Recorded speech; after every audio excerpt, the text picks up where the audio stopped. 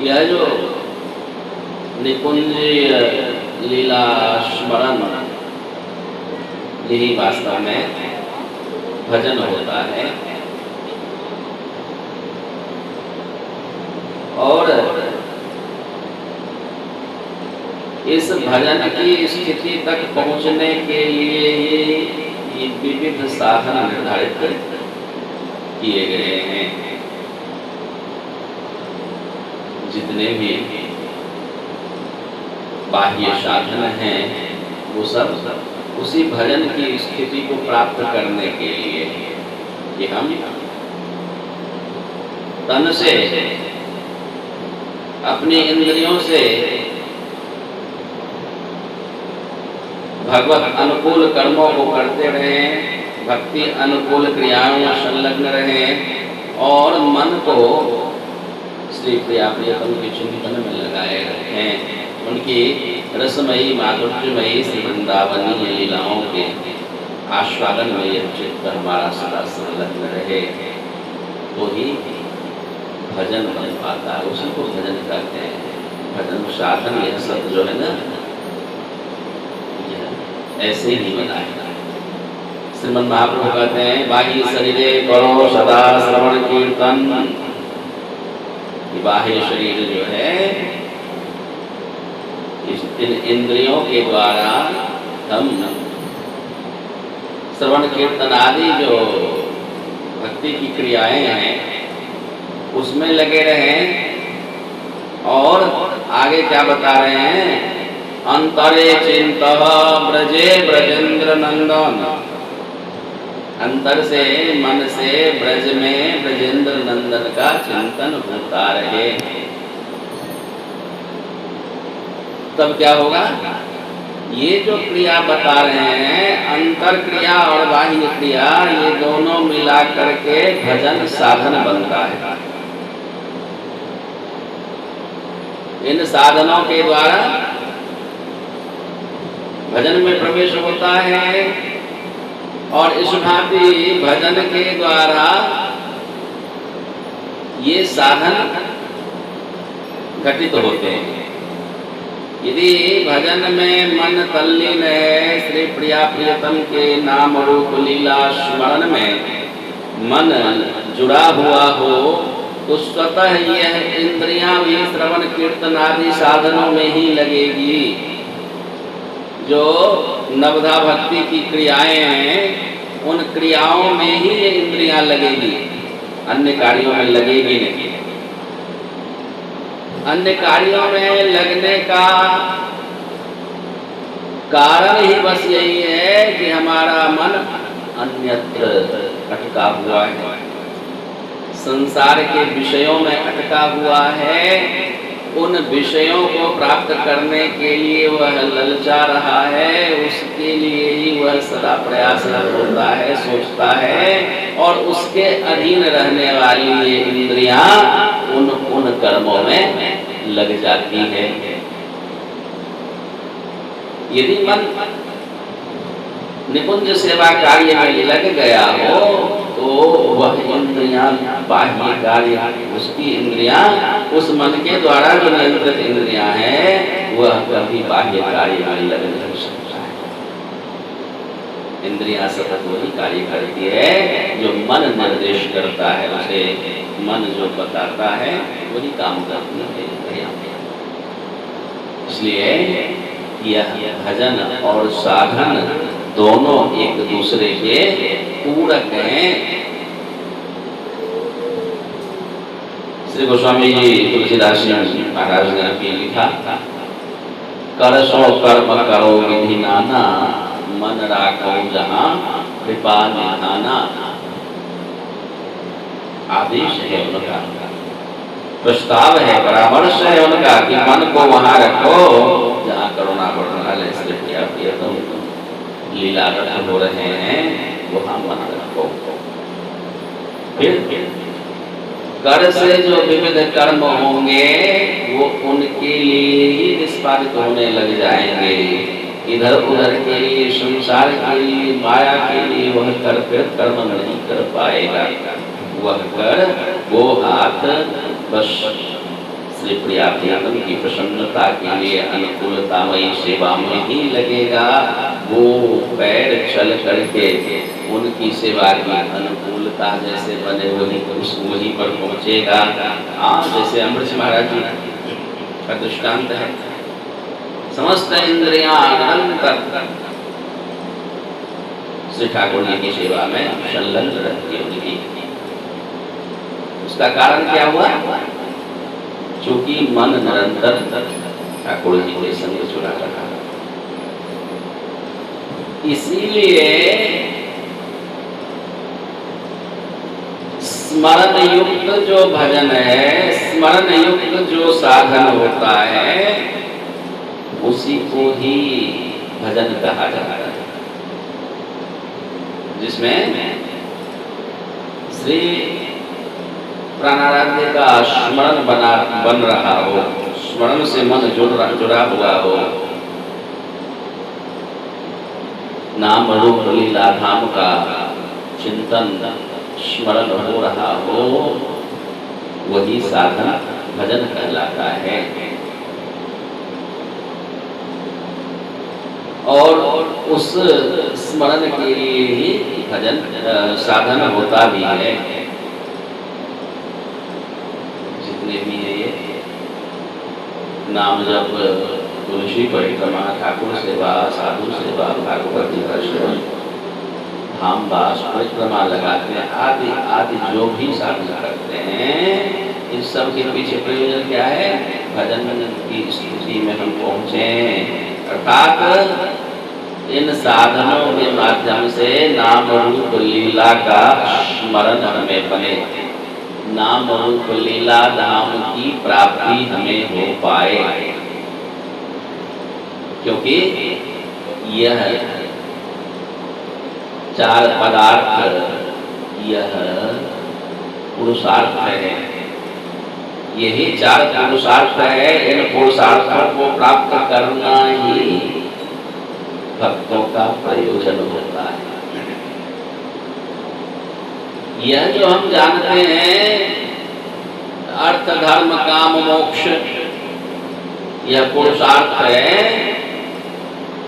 यह पुरुषार्थ नहीं है भक्तों के लिए, पुरुषार्थ नहीं, यह तो संसारियों के लिए पुरुषार्थ है, जो संसार के सुखों को भोगने के लिए, विषयों के आस्वादन में ही संलग्न रहने के लिए जीवन जीते हैं। यह लोक से परलोक पर्यंत बस स्वसुख ही जिनका प्रयोजन होता है, अपने इंद्रियों के सुख को ही जो सार रूप में जानते हैं, ऐसे विषयी, ऐसे संसारी जनों के लिए यह वो पुरुषार्थ कहा गया है। धर्म अर्थ काम मोक्ष भक्तों के लिए पुरुषार्थ नहीं होता। भक्तों को यदि यह प्राप्त हो रहा हो, सहज उपलब्ध हो रहा हो, तो भी उसे नहीं स्वीकारते हैं, बल्कि इन समस्त साधनों में, इन समस्त पुरुषार्थों में सर्वश्रेष्ठ पुरुषार्थ मोक्ष को कहा गया है। और उस मोक्ष को जिसे प्राप्त करने के लिए बाकी समस्त पुरुषार्थों को मुमुक्षुजन छोड़ देते हैं, त्याग देते हैं।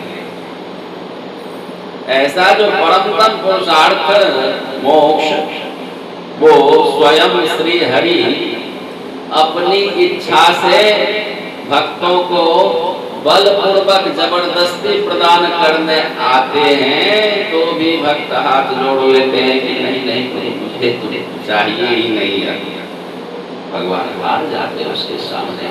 तो वो कैसा है देखो, दीयमानम न गृह्णन्ति बिना मत सेवनम जनाः।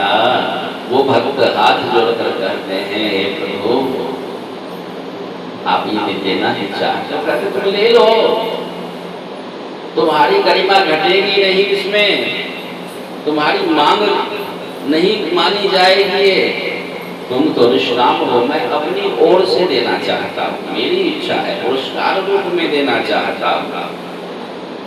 तो भी भक्त दंडवत कर लेते हैं कि मुझे यह नहीं चाहिए।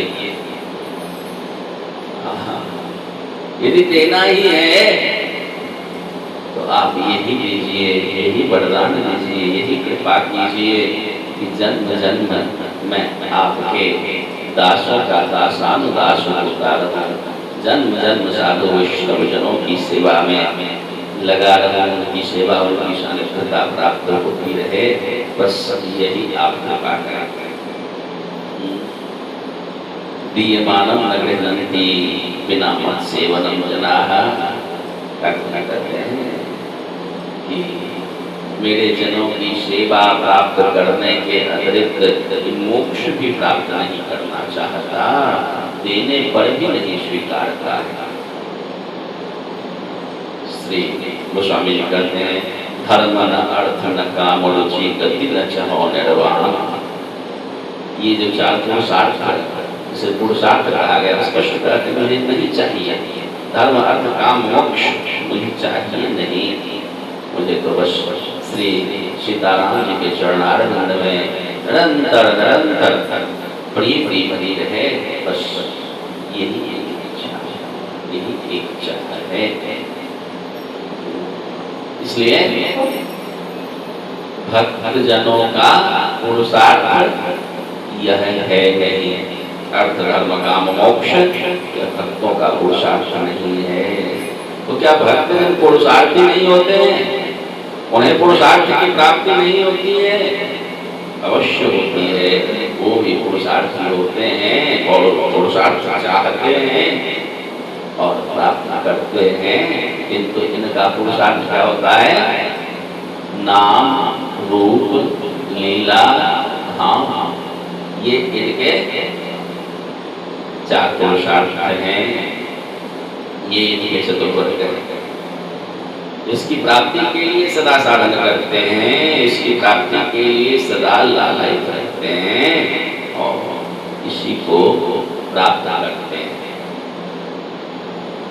इन साधनों के द्वारा नाम रूप लीला धाम की प्राप्ति होनी चाहिए, अर्थात स्मरण में साधन करते हुए नाम रूप लीला धाम बने रहना चाहिए, इनका चिंतन होते रहना चाहिए।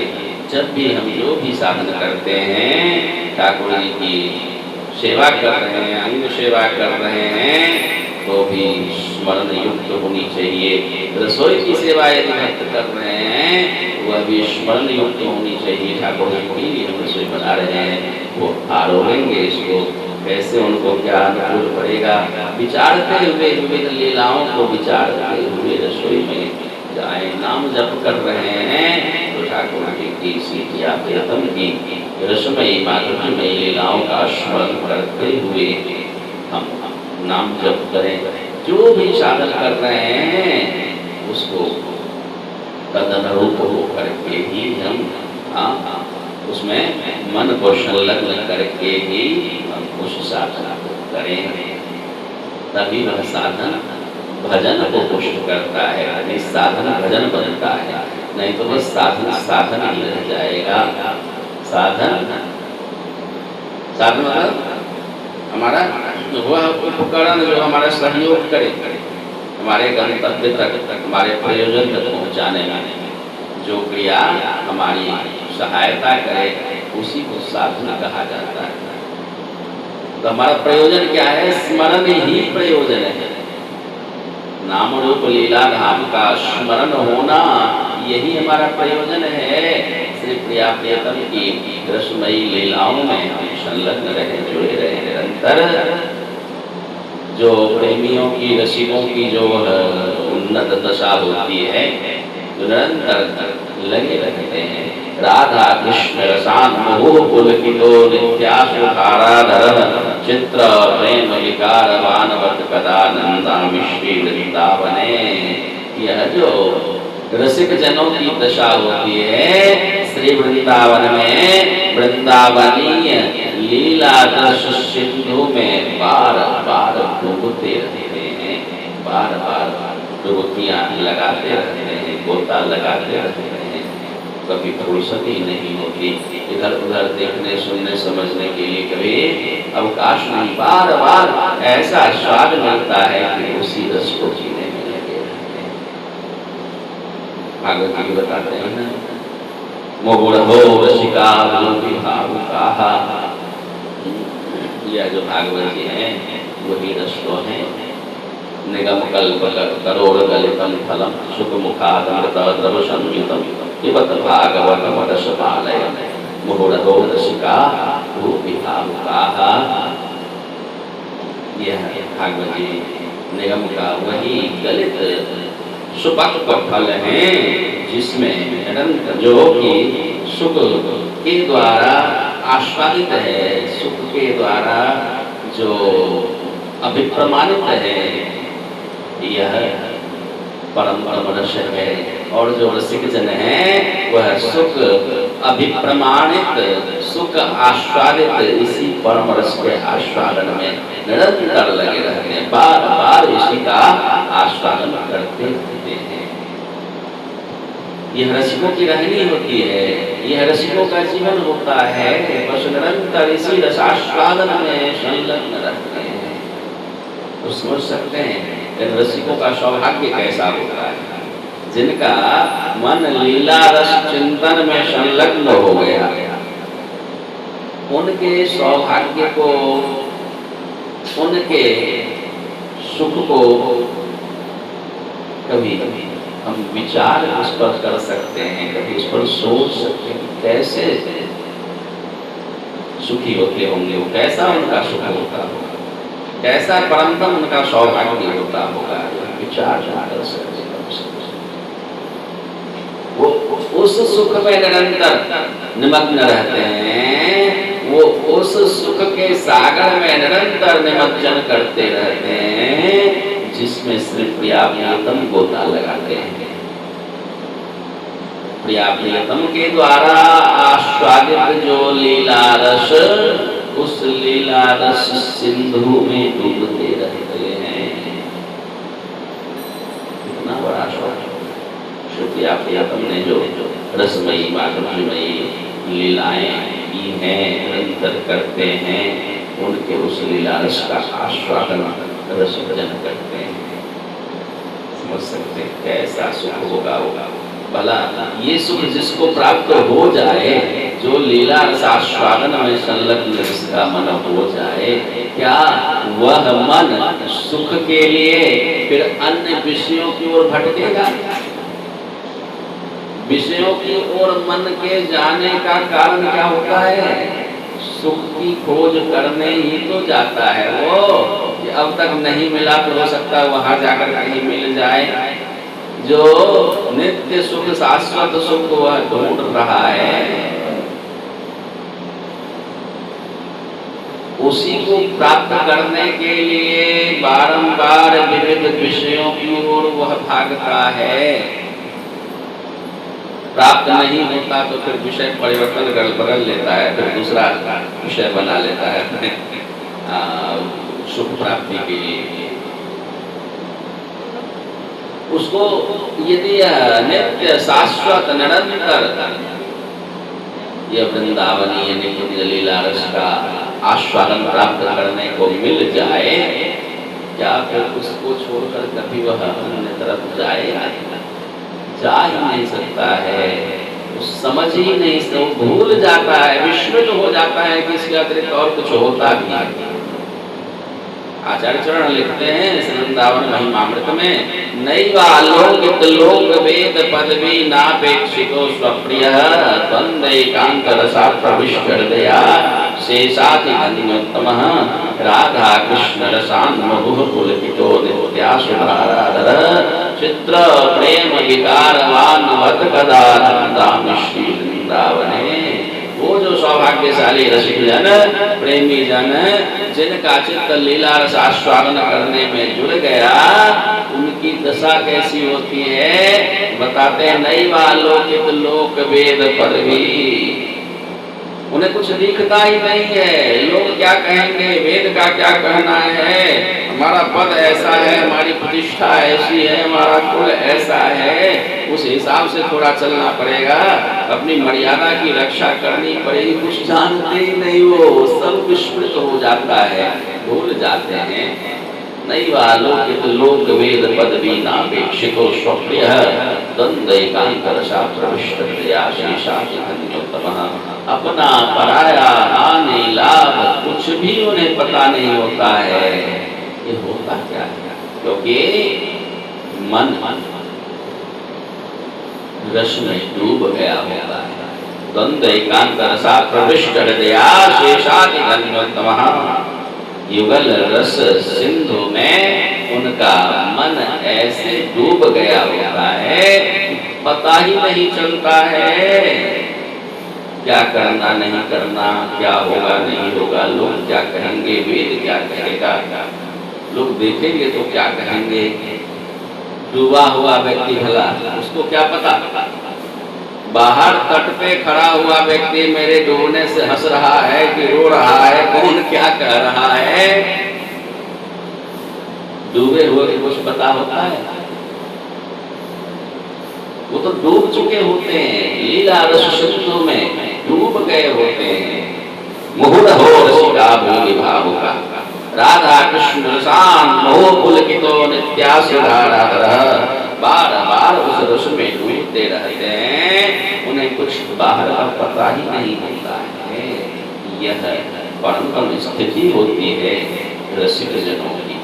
एकदम सामान्य दिखेंगे आपको, किंतु वो सतत ही बिना किसी यौगिक क्रिया का आश्रय लिए निरंतर निरंतर के लिए समाधिस्थ हुए रहते हैं। इस वृंदावन में ऐसे रसिकों का, ऐसे संतों का तो भरा पड़ा है दृष्टांत। अनेकों ऐसे रसिक जन, ऐसे संत जन हुए, समाधि में चले गए, पता ही नहीं चलता कुछ भी।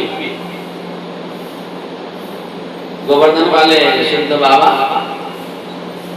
गोवर्धन में निवास करते हैं ना, चक्रेश्वर में, मानसी गंगा में स्नान करने गए और श्री प्रिया प्रियतम के स्नान लीला का चिंतन, उस स्मरण में चित्त लगा हुआ है। स्नान करते करते प्रिया प्रियतम के स्नान लीला का स्मरण हो आया और वहां उनकी उस लीला में आप अपने नित्य स्वरूप का स्मरण करते हुए सेवा सहयोग में संलग्न हो गए। अब श्री प्रिया प्रियतम स्नान कर रहे हैं,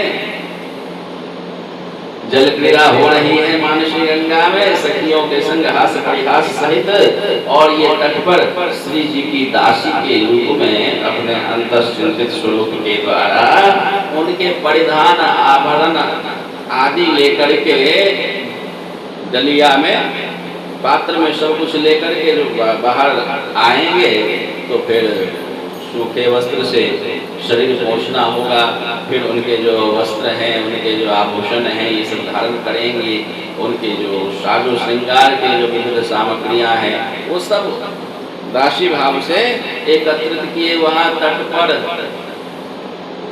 खड़े खड़े अपने मंजरी स्वरूप के द्वारा उस लीला का स्मरण चिंतन कर रहे होते हैं। कहाँ? मानसी गंगा में डुबकी लगाते हुए, स्नान करते हुए में इस लीला का चिंतन हुआ। उन्हें प्रिया प्रियतम स्नान कर रहे हैं, जल क्रीड़ा कर रहे हैं, सखियां सब यहाँ उनके संग हास प्रयास कर रही है, एक दूसरे पर जल उलीच रहे हैं, और ये श्री जी की दासी हैं और सारी सामग्रियां लेकर के श्री जी की सेवा के लिए, प्रिया प्रियतम की सेवा के लिए तट पर खड़ी हैं। यह चिंतन करते करते 7 दिन बीत गए जल के अंदर, निकले ही नहीं। 7वें दिन जाकर के जब बाह्य आवेश आया तब जाकर के जल से बाहर आए। उसमें श्री जी की कृपा हुई उनके ऊपर, और वह मानसी सेवा कोटिका श्री जी ने उन्हें प्रदान किया, आदेश दिया कि प्रकाशित करो, भक्तजनों की सेवा में यह कोटिका सहायिका होगी। अनेकों दृष्टांत हैं रसिक जनों के वृंदावन में। अभी हाल में बहुत दिन नहीं हुए, अभी 60-70 वर्ष पहले अपने यहाँ पानी घाट में प्यारे मोहन बाबा विराजते थे। उनकी निरंतर लीला स्मरण अखंड अबाधित रूप से ऐसे वह अभ्यास बढ़ता गया। सुखी ऐसा है, आप सुख की सोचो तो निरंतर सुखी रहोगे, है ना। सुख की सोचने से सुखी रहोगे, दुख की सोचो देखो अभी दुखी हो जाओगे। उसने अपमान किया, उसने गाली दिया, अभी याद करो। उसने ऐसा किया, याद कर लो, देखो मन अभी खिन्न हो जाएगा, दुखी हो जाएगा, प्रतिशोध से पर आएगा, बदला लेने के लिए योजनाएं बनने लग जाएगी। मन का तो स्वभाव है, इसे सुख में लगा दें तो तुरंत प्रफुल्लित हो जाता है, और दुख में लगा दें तो फिर यह इसके दुख को कोई दूर नहीं कर सकता है। उनका मन निरंतर लीला सुख, लीला आस्वादन में जुड़ गया था। अब दशा ऐसी होती कि शौच के लिए जो बाहर जाते कमंडल लेकर के, और श्री वृंदावन तो रसोद्दीपक है, भावोद्दीपक है ही है। श्री वृंदावन की पुलिन देखते ही रास रजनी का स्मरण हो आता है, कदम्ब का पेड़ यहाँ के, ऐसा क्या नहीं है जो भाव उद्दीपन न कराए। इसीलिए तो श्री वृंदावन में बसा जाता है, इसीलिए वृंदावन वास करते हैं।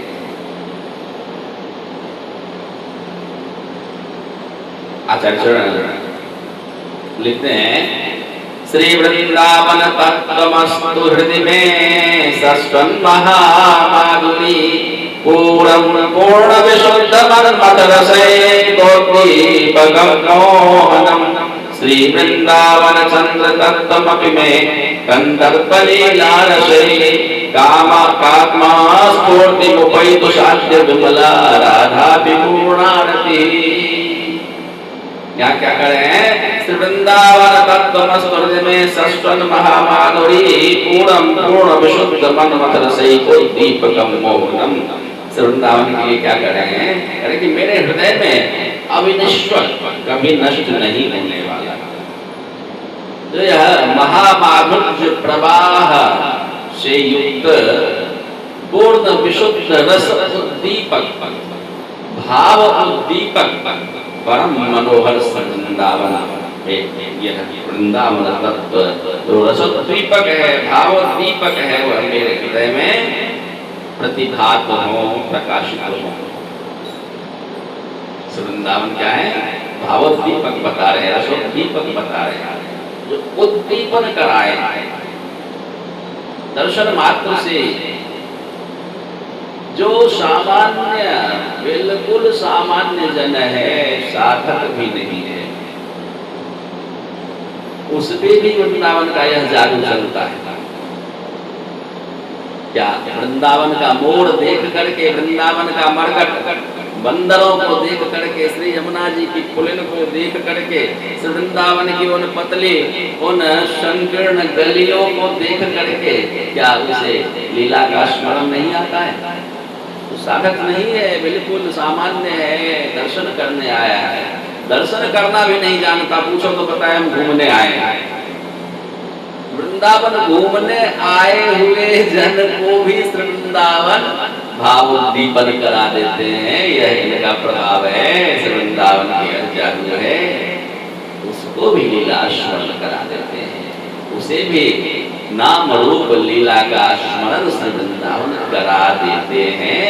यह इनकी विशिष्टता है, इनका यह गुण है, इनका यह लक्षण है, इनका यह स्वभाव है। सो बाबा प्यारे बाबा की बात कर रहे थे, तो वो शौच के लिए जो जाते बाहर, पहले तो बाहर जाना होता था ना, जंगल की ओर,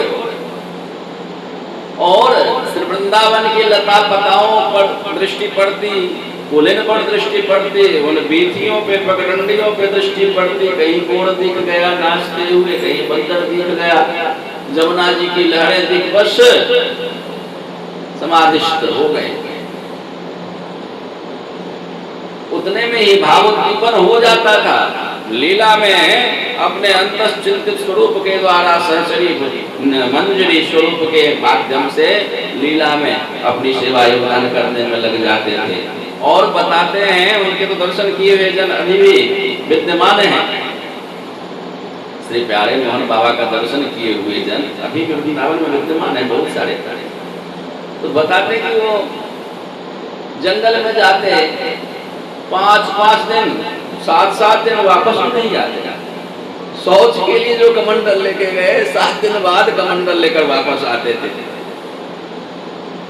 कभी कोई ढूंढने निकल जाए तो ढूंढ करके लाया जाता था उनको, सचेत करा करके, हिला डुला करके, आंखों पर जल का छींटा दे करके फिर उन्हें सचेत कराया जाता था। बाह्य स्थिति में उनको लाया जाता था। ऐसी उनका दशा होती। ऐसे समाधिस्थ ये है भक्ति योग की समाधि। यहाँ किसी यौगिक क्रिया का आश्रय नहीं लेना होता है समाधि के लिए, स्वतः समाधि लग जाती है। लीला चिंतन में डूब जाते, घूमते फिरते चलते फिरते, बाजार में चलते चलते जो ठाकुर जी के पोशाकें बिक रही है, उनके मोर मुकुट बिक रहे हैं, उनकी वंशी बिक रही है बाजार में, वही सब बिकता है। वृंदावन का बाजार यही सब बिकता है। वो देख देख करके भाव दशा में पहुंच जाते हैं भक्तजन। बाजार में घूमते घूमते समाधि लग जाए, बताओ कोई योग क्रिया वाले लगा दे? किसी यौगिक क्रिया में ऐसी शक्ति हो बाजार में घूमते घूमते समाधि लगवा दे? यह भक्ति योग की विशिष्टता है। बाजार में घूमते घूमते लालच चिंतन में डूब गए, स्मरण में डूब गए, पता ही नहीं हो रहा क्या हो रहा है। नहीं भालोकित लोक वेद पदवी नापेक्षितो स्वप्रिय द्वंद्वैकांतर सा प्रविष्टतया शेषाधिन्योत्तम राधा कृष्ण रसान मोहो पुलकितो नित्यासुधारा चित्र प्रेम विकारवान वद कदा नंदामि श्री वृंदावने। ऐसे जो रसिक जन, ऐसी जिनकी रहनी, ऐसा जो उनका सुख सौभाग्य, भला कौन ऐसा विवेकी जन होंगे जिन्हें उनके तरह के जीवन को जीने की लालसा न हो, वैसे रहनी रह पाए, वैसा जीवन जी पाए, इसका लालच न हो, ऐसा कौन हो सकता? यह जो भजन की स्थिति है, यह जो स्मरण की स्थिति, वही भजन है। और उसी स्थिति को प्राप्त करने के लिए जो भी भगवत प्रीति, भगवत अनुकूलतामयी क्रियाएं, भक्ति वर्धनकारिणी क्रियाएं हैं, वो समस्त क्रियाएं साधन है। श्रीमद् महाप्रभु ने कहा कि ये जितने भी साधन है ना, श्रवण स्मरण आदि, श्रवण कीर्तन आदि साधन, ये तुम करते रहो और मन से प्रिया प्रियतम की रसमयी माधुर्यमयी लीला का चिंतन करते रहो। हाँ, क्या सावधानी की बात है। साधन और भजन को, साधन और स्मरण को जोड़ने में एक बहुत महत्वपूर्ण और सूक्ष्म सावधानी की आवश्यकता साधकों के लिए श्रीमद् महाप्रभु ने बताया। ध्यान देने की बात उन्होंने क्या कहा? बाह्य शरीरे करो सदा श्रवण कीर्तन, अंतरे चिंतः ब्रजे ब्रजेंद्र नंदन। यह एक शब्द बहुत ध्यान देने योग्य है। ब्रजे, ब्रज में ब्रजेंद्र नंदन का स्मरण करो, ब्रज की लीलाओं का स्मरण करो। वृंदावन की जो मधुमयी रसमयी लीलाएं हैं, माधुर्यमयी लीलाएं हैं, उन लीलाओं का स्मरण करो। यह विशेष सावधानी की बात है।